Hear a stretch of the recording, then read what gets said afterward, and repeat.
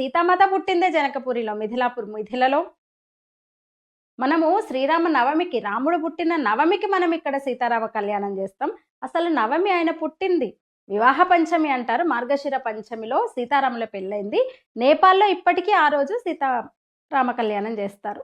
అసలు ఈ దేశంలో అంటే స్వతంత్రం వచ్చి ఒక సెక్యులర్ పార్టీ చేతిలోకి ఈ దేశం వెళ్ళేంత వరకు కూడా ఒక సంప్రదాయబద్ధంగా ఒక ఈ సాంస్కృతికతను అంటే ఒక సాంస్కృతిక బంధాన్ని ఘనంగా చాటుతూ ఇక్కడ నుంచి పెళ్లి కొడుకు తరపున భారతదేశం నుంచి ప్రతినిధులు వెళ్ళేవాళ్ళు సీతా కళ్యాణానికి.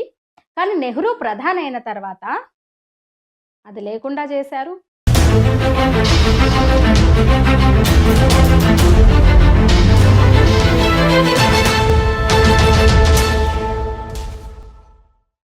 నమస్తే.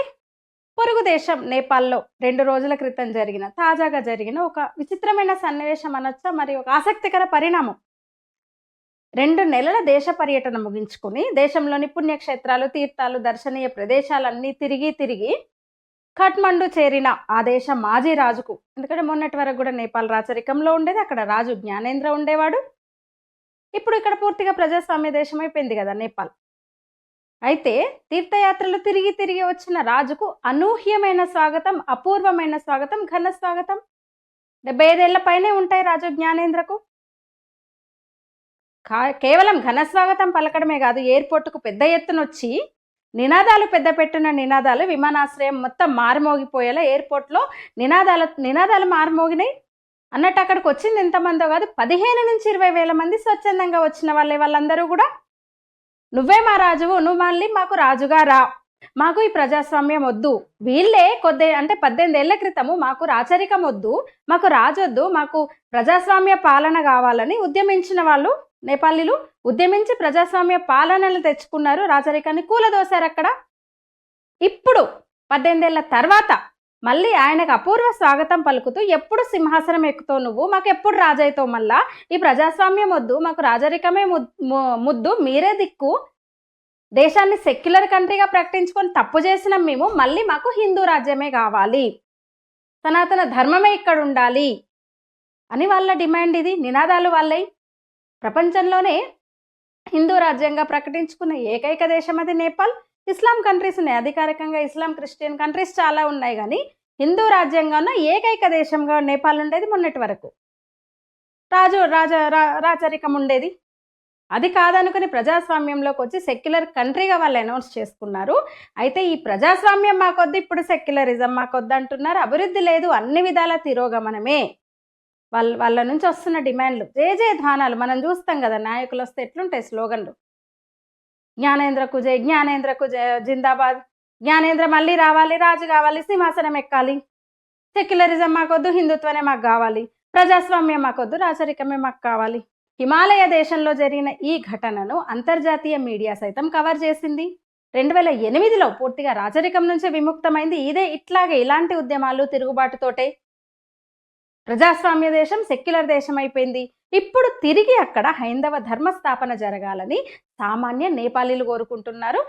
అందులో భాగంగా రాజుకు స్వాగతం పలకడానికి, రాజుకు నువ్వే మాకు దిక్కు, మాకు మళ్ళీ రా నువ్వు అని విజ్ఞప్తి చేయడానికి స్వచ్ఛందంగా వచ్చారు. ఊరేగింపుగా ఆయన్ని తీసుకెళ్లారు. గంటల పాటు ఆ ఊరేగింపు సాగింది త్రిభువన్ ఇంటర్నేషనల్ ఎయిర్పోర్ట్ నుంచి. ఒకప్పుడు రాజప్రాసాదం, నారాయణ హితి అందరికీ అందుబాటులో ఉన్న ప్రభుత్వం పరమైంది. ఆ తర్వాత అంటే ప్రజాస్వామ్యం వచ్చిన తర్వాత అది పూర్తిగా ప్రభుత్వ పరమైంది. ఒక చిన్న రాజభవనంలో ఇప్పుడు జ్ఞానేంద్ర కుటుంబం ఉంటుంది. మీ అందరికీ తెలుసు, నేపాల్ రాజ చరిత్ర కూడా మీ అందరికీ తెలుసు. బీరేంద్ర, జ్ఞానేంద్ర కన్నా ముందు ఉన్న బీరేంద్ర కుమారుడు దీపేంద్ర దేవయాని రాణా అనే తను రాజకుటుంబమే. ప్రేమించాను, తనను పెళ్లి చేసుకుంటానంటే మహారాజు బీరేంద్ర కాదు అన్నందుకు యువరాజుగా ఉన్న దీపేంద్ర కోపంతో, ఆగ్రహంతో కుటుంబ సభ్యులందరినీ కాల్చి చంపాడు. తను ఆత్మహత్య చేసుకున్నాడు. తర్వాత జ్ఞానేంద్ర అక్కడ రాజయ్యాడు. అప్పుడే 17 ఏళ్ళకి ఆ ఘటన జరుగుతుంది. కొన్నేళ్లకే అక్కడ ఒక ప్రజాస్వామ్యం కావాలనే ఒక ఉద్యమాలు తలెత్తడం. అయితే ఆ ప్రజాస్వామ్య ప్రయోగం పూర్తిగా విఫలమైపోయింది అక్కడ ఈ 17-18 ఏళ్ల కాలంలో. రాజకీయ అస్థిరత పూర్తిగా అక్కడ ప్రజాస్వామ్యం వచ్చిన తర్వాత, నేపాల్ ప్రజాస్వామ్య దేశం అయిన తర్వాత రాచరిక రాజ్యం నుంచి హిందూ రాజ్యం నుంచి సెక్యులర్ కంట్రీ అయిపోయి ప్రజాస్వామ్య దేశమైన తర్వాత పూర్తిగా అస్థిరత అక్కడ, అన్ని సమస్యలే, అభివృద్ధి కుంటుపడింది, విపరీతమైన నిరుద్యోగం. మనం ఇక్కడ అంటాం కదా రోహింగ్యాలను, అయ్యో అయ్యో అయ్యో ఇంతమంది వస్తున్నారు, ఇంతకన్నా ఎక్కువ మంది మనకు నేపాల్ నుంచి వస్తారు. రోడ్డు మార్గం ఉంది పక్కనే కదా, పొరుగు దేశం, రోడ్డు మార్గాన దర్జాగా వస్తారు. ఎందుకంటే పెద్దగా ఆంక్షలు కూడా ఉండవు, ఎందుకంటే నేపాల్ మనకు శత్రు దేశం కూడా కాదు. అయితే ఈ రోహింగ్యాలు అంటే పోలిక సరికాదేమో, అంటే రోహింగ్యాలు ఈ దేశానికి వినాశకారులు, నేపాలీలు మరి అలా కాదు. ఇక నేపాల్, మళ్ళీ నేపాల్కి వస్తే, ఎప్పుడైతే సెక్యులర్ కంట్రీగా ప్రకటించుకున్నారో ఓవైపు నుంచి ఇస్లామీకరణ మొదలైంది. అక్కడ లవ్ జిహాద్ కేసులు అక్కడ పెరిగినాయి, గోవుల అపహరణ జరుగుతోంది, ఎక్కువైపోయింది. హిందూ రాజ్యంగా ఉన్నప్పుడు గోవును జాతీయ జంతువుగా వాళ్ళు ప్రకటించుకున్నారు, పవిత్రంగా పూజించేవాళ్ళు. ఆ తర్వాత ఈ ఇస్లామీకరణ మొదలైంది అక్కడ. ఉత్తర నేపాల్ అంటే కొండ ప్రాంతాల్లో, ఈ ట్రైబల్ ఎక్కువగా ఉండే ఈ ప్రాంతాల్లో క్రైస్తవ మాఫియా రెచ్చిపోతోంది. ఇక మధ్యలో కేపీ శర్మ ఓలీ పూర్తిగా భారత వ్యతిరేకి, ప్రచండ అనేవాడు మన జేఎన్యూ బ్యాచ్. అసలు ఒక్కసారి హిందూ రాజ్యం నేపాల్లో క్రమక్రమంగా ఏం జరిగింది ఒక్కసారి మనం ఒకసారి చూసుకుందాం. ఇందాక చెప్పినట్టు ప్రపంచంలోనే హిందూ రాజ్యంగా ప్రకటించుకున్న ఏకైక దేశం నేపాల్. అయితే అక్కడ కూడా క్రమంగా మావోయిజం పెరగసాగింది, వేలోనుకు పోయింది. మనం అనుకుంటాం కదా భారత్ నేపాల్ మధ్య బంధం ఎప్పటికీ అంటే మంచి సంబంధం ఉంది అని. అయితే నిజమే, కానీ అది ఒక గొప్ప సాంస్కృతిక బంధం. అరే మన సీతమ్మ పుట్టింది అక్కడ మిథిలలో. ఇప్పుడు జనకపురిలో ఒక అద్భుతమైన ఆలయం ఉంటుంది, సీతామాత ఆలయం. ప్రతి సంవత్సరం సీతారామ కళ్యాణం జరుగుతుంది అక్కడ. అయితే నేపాలీలకు భారతీయులు అంటే భక్తి ప్రేమ ఉన్నాయి, కానీ భారత్ అంటే భక్తి ఉన్నాయి, భారతీయులు అంటే ప్రేమ ఉన్నాయి, కానీ భయం కూడా ఉంది. అవును, అసలు ఈ దేశాన్ని నేపాల్ని ముందు నుంచి అన్ని విధాలా ఆదుకుంటూ వస్తున్నది మనమే. అయితే ఎక్కడ భారత్ తమను కలిపేసుకుంటుందో అన్న భయం, మమ్మల్ని కబలించేస్తుందో, తమలో కలిపేసుకుంటుందేమో అనే భయం వాళ్ళలో ఉంది, సామాన్య నేపాలీల్లో. అక్కడి మావోలు కమ్యూనిస్టుల కుట్రాది. అంటే భారత్ ఎప్పటికైనా తమ దేశాన్ని ఆక్రమించుకుంటుందనే భావన తరతరాల్లో వ్యాపింపజేయడంలో మావోలు విజయం సాధించారు అక్కడ. హిందూ రాజ్యంగా ఉన్నప్పటి నుంచే ఆ కుట్ర మొదలైంది. భారత్లో ఉంటారు నేపాలీలు చాలామంది, భారత్ మీద బతుకుతారు, పక్కనే ఉంటారు, రోడ్డు మార్గం ఉంది.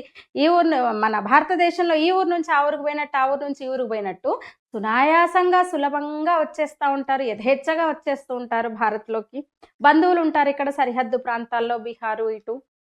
స్వతంత్ర దేశంగా ఉన్నా సరే మమ్మల్ని కలిపేసుకుంటారనే భావనను వాళ్ళలో క్రియేట్ చేయగలిగినారు మావోయిస్టులు. నాస్తికుల సంఖ్య కూడా ఎక్కువే.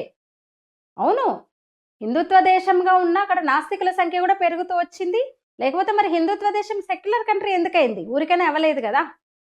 సెక్యులర్ దేశం ఒట్టిగానే కాలేదు కదా. ఒక మతరాజ్యంగా ప్రకటించుకున్న దేశము సెక్యులర్ కంట్రీ ఎట్లయింది?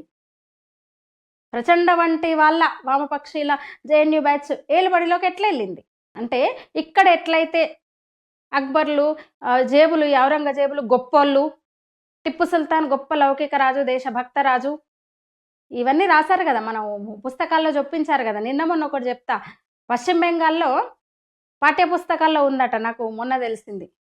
రాముడు అనే పేరు ఎట్లొచ్చిందంటే, రాముడు ఆర్యులు ఈ దేశం మీద దండయాత్ర చేసి వచ్చారని కదా వీళ్ళు పదే పదే జొప్పిస్తున్నది. రాముడు అనేవాడు ఆర్యుడు, రోమింగ్ చేస్తాడు, తిరుగుతూ రాముడు అయ్యాడంట. అందుకే రాముడు అనే పేరు వచ్చిందంట వీళ్ళ పైత్యం. అట్లా మనకు అక్బరు శాంతి కాముకుడు, మత సామరస్యం వెళ్ళి విరిసింది. ఔరంగజేబులు దేవాలయాలు కట్టించాడు, ఔరంగజేబు వేలాది దేవాలయాలు కట్టించాడు, 1000 కోట్ల నిధులు ఇచ్చాడని కదా వీళ్ళు చెప్పిండ్రు.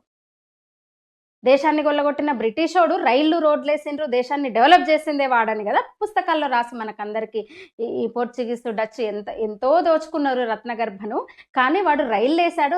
దేనికి వేశాడు? రైలు మార్గము మన వాళ్ళు రాసి డెవలప్ చేశాడని ఇప్పటికీ అనేవాళ్ళు ఉన్నారు. బ్రిటిషోడే మన దేశాన్ని డెవలప్ చేశాడనే వాళ్ళు ఇంకా ఉన్నారు పుస్తకాల్లో రాసి. ఎట్లయితే అంటే నేను ఎందుకు పోలుస్తున్నానంటే, ఇక్కడ ఎట్లయితే అదే జరిగిందో, కొన్ని దశాబ్దాలుగా అదే జరిగిందో, అట్లాగే నేపాల్లో కూడా ఆ భయాన్ని కొన్నేళ్లుగా సృష్టిస్తూ వస్తున్నారు ఈ మావోలు.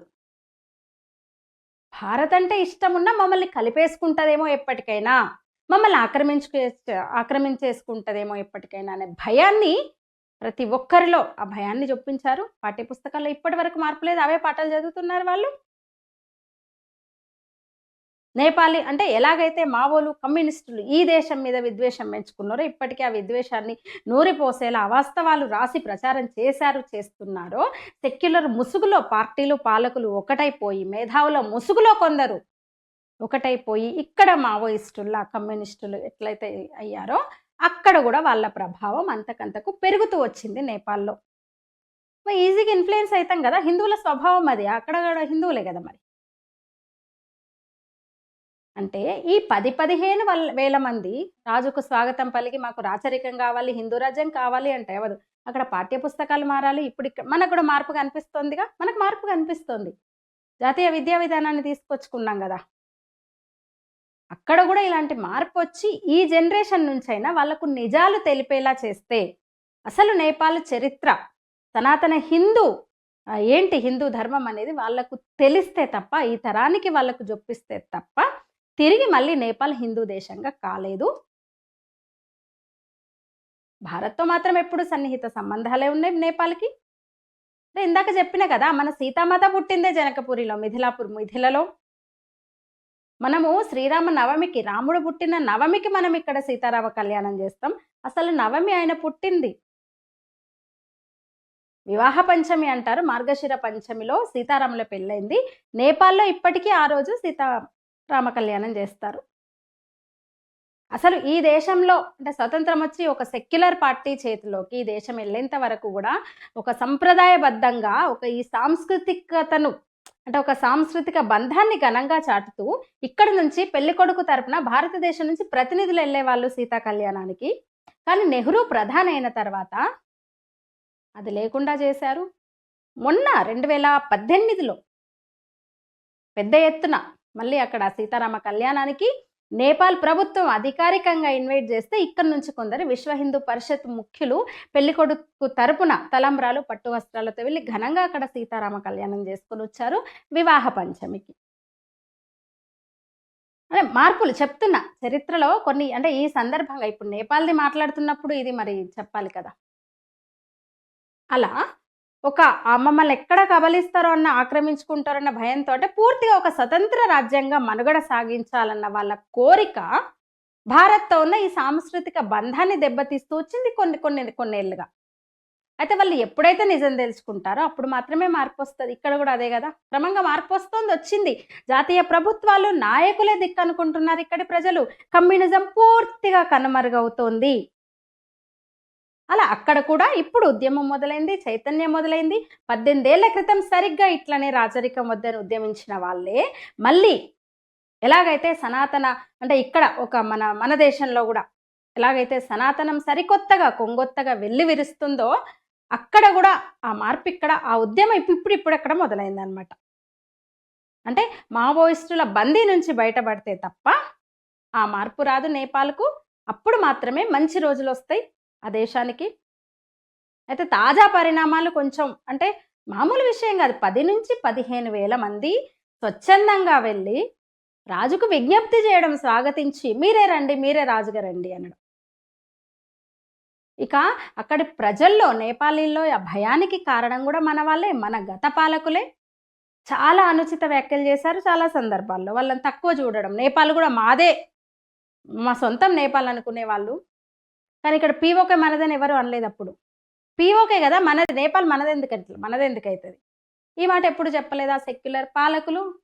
ది గ్రేట్ కాంగ్రెస్ పార్టీ, ఆ పార్టీ ఏలుబడిలోనే కదా, ఆ జమానాలోనే తరచూ నేపాల్కు ప్రయాణం చేసిన వ్యక్తులు, నాయకులు వాళ్ళలో తీసుకొచ్చిన భయాందోళనలు దాన్ని ఈ మావోలు పెంచారు, ఇంకా పెద్దగా చేశారు. ఇప్పుడు ఆ పరిస్థితి లేదు. నయా భారత్ నేపాల్ను చూస్తున్న దృక్కోణం వేరు. వాళ్ళని ప్రేమిస్తున్నాం నేపాలీలను, నేపాల్ ఒక దేశంగా నేపాలీలను మనం ప్రేమిస్తున్నాం, గౌరవిస్తున్నాం, వాళ్ళ భద్రతకు హామీ ఇస్తున్నాం, వాళ్ళ రక్షణకు హామీ ఇస్తున్నాం. ఇప్పుడున్న పాలకులు, ఇప్పుడున్న ప్రభుత్వం, ఇప్పుడున్న ప్రజలు కూడా అదే కోరుకుంటున్నాం. ప్రాజెక్టులకు సహకరిస్తోంది భారతదేశం. మోదీ వచ్చిన తర్వాత, భారత్లో మోదీ ప్రభుత్వం వచ్చిన తర్వాత క్రమంగా ఎన్నో మార్పులు ఈ రెండు అంటే ఈ దేశాల వ్యవహారాలకు సంబంధించి, ఆ దేశానికి అందించే సాయంలో కూడా కొంత వాటాను నొక్కేసిన ఘనులు ఉన్నారు ఇక్కడి నాయకులు. వాళ్ళకు అందాల్సిన ప్రతి సాయం ఇప్పుడు ప్రతి రూపాయి పైసా పారదర్శకంగా అందుతోంది. నేపాల్ మీద పెత్తనం చేయాలని ఇప్పుడు భారత్ చూడడం లేదు, చిన్న చూపు అస్సలు చూడడం లేదు ఇప్పుడున్న పాలకులు. పూర్తిగా ఒక సాంస్కృతిక సంబంధం, సాంస్కృతిక బంధం ఆ దేశంతో, దేశ సరిహద్దులను పంచుకుంటున్న దేశము, హిందుత్వ పరంగా ముఖ్యంగా సాంస్కృతిక అంటే అదే ఒక హిందుత్వ దేశము, తోటి హిందుత్వ దేశంగా స్వతంత్ర రాజ్యంగా నేపాల్ మనుగడ సాగించడానికి భారత్ ఎప్పుడు సహకరిస్తూనే ఉంటుంది, సహకరిస్తుంది. ఇక హిందుత్వ రాజ్యంగా తిరిగి నేపాల్ కనుక హిందుత్వ రాజ్యం అయితే ఇంకా అన్ని విధాలుగా సహకరిస్తుంది. ఆ చిన్న దేశానికి, చాలా చిన్న దేశం, 3 కోట్లే జనాభా, చాలా చిన్న దేశం. ముందు అక్కడ జరగాల్సింది చరిత్ర పట్ల, భారత్తో సంబంధం పట్ల, సాంస్కృతిక బంధం పట్ల అవగాహన కలిగించే ప్రయత్నాలు అక్కడ జరగాలి, ఇంకా జరగాలి, ఊపందుకోవాలి. అది జరిగితేనే ఇప్పుడు అక్కడ మొదలైన ఉద్యమానికి ఊతం లభిస్తుంది. మొన్న జరిగిందైతే అస్సలు చిన్న విషయం కాదు. ఇక చైనా వ్యూహం పెత్తనం అందరికీ తెలుసు. అక్కడ సాయం చేస్తూ వస్తుంది అన్ని విధాల ప్రాజెక్టులకు, అభివృద్ధికంటూ. మన నేపాల్ సరిహద్దే భారత్ సరిహద్దే కదా. మన సరిహద్దు, మన అరుణాచల్ గ్రామాల్ని అరుణాచల్ ప్రదేశ్ను క్రమంగా ఆక్రమించుకుంటుంది. అసలు భూభాగాలకు వాళ్ళ పేర్లు కూడా పెట్టేసుకుంటారు, ఊర్ల పేర్లు మార్చుకొని బోర్డులు తగిలిస్తుంది. పక్కలో బల్లెంలా మనకు తయారవుతుంది. కానీ నేపాల్ని ఏ మాత్రం ఆక్రమించుకోలేదు చైనా. అది చైనా తెలివితేటలు, చైనా వ్యూహం. అది చేయాల్సిందంతా చేస్తూ వచ్చింది మావో చైనా. నేపాల్లో కూడా మావోల్ని తయారు చేయడం ద్వారా అది ఆ వ్యూహాల్లో భాగమే చైనాది. అంటే ప్రజల్లో ఆ భావనను పెంచడం, అంటే హిందూ రాష్ట్రం కాదని ప్రకటించే వరకు వెళ్ళారు. హిందూ రాజ్యం కాకుండా పోతే సాంస్కృతికంగా మరి భారత్తో పూర్తిగా డివిజన్ వచ్చేస్తుంది కదా. అలా పట్టు బిగిస్తూ వచ్చింది చైనా. తన కుట్రలు, తన వ్యూహాలు తను చేసింది. అయితే చివరిగా ఇప్పుడు జ్ఞానేంద్రకు ఓ 10-15 వేల మంది వచ్చి ఆహ్వానించి మద్దతు పలికి నినాదాలు చేసినంత మాత్రాన మునుపటి పరిస్థితులు, అంటే రాచరికం వచ్చినట్టే అని అనుకోలేము. అది అంత సులభం కూడా కాదు, మరోసారి చెప్తున్నా. అయితే తలుచుకుంటే సాధ్యం కానిదేముండదు. ఇలాంటి విషయాలంటే తరాలు మారచ్చు, దశాబ్దాలు పట్టొచ్చు. కాంగ్రెస్ వంటి పార్టీతో ఈ దేశానికి ఎప్పటికైనా ముప్పే అని గ్రహించారు డాక్టర్ హెడ్గేవార్. 1925లోనే ఆర్ఎస్ఎస్ని స్థాపించి దేశాన్ని ఒక్కటిగా ఉంచాలి, అందుకు పోరాడాల్సి రావచ్చు అనుకుని జాతీయ శక్తుల ఏకీకరణ జరగాలని ఆయన కోరుకుని ఆర్ఎస్ఎస్ రాష్ట్రీయ స్వయం సేవక్ సంఘ్ను స్థాపించారు. అప్పుడు ఆయన అడిగేస్తే ఆ ఫలితాలు ఇప్పుడు కదా మనం చూస్తున్నాం, చూడొచ్చు. 100 ఏళ్ళు సరిగ్గా ఆర్ఎస్ఎస్ ఏర్పడి. అలా ఏర్పడిన సంఘం ద్వారా ప్రజలు వాస్తవాలు కూడా గ్రహిస్తున్నారు. స్వార్థ కుహన లౌకిక పార్టీలు, కమ్యూనిస్టు పార్టీల కబంధ హస్తాల నుంచి క్రమంగా విముక్తమవుతున్నారు సామాన్యులు. ఈ దేశాన్ని విముక్తం చేసే దిశగా ఒక విప్లవం అని చెప్పొచ్చు, అది వస్తోంది. సంఘం అంటే సంస్థ తీసుకున్న చైతన్యమే కదా ఇదంతా. తద్వారా జాతీయవాద ప్రభుత్వాలు ఏర్పడడం, దేశం కోసం, ధర్మం కోసం పనిచేసే నాయకుల చేతిలో ఈ దేశాన్ని ఉంచడం, అంటే ఇంత దరిద్రానికి ఇన్నేళ్ళు కారణమైన వాటిని మనం క్రమంగా మార్చుకుంటూ వస్తున్నాం.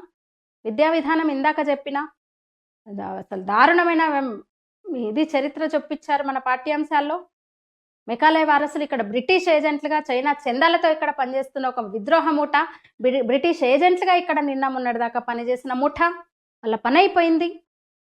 అలా క్రమక్రమంగా ఒక్కో మార్పు చేసుకుంటూ వస్తున్నాం. పూర్తిగా కూర్చునే రోజు కూడా దగ్గరలోనే ఉంది.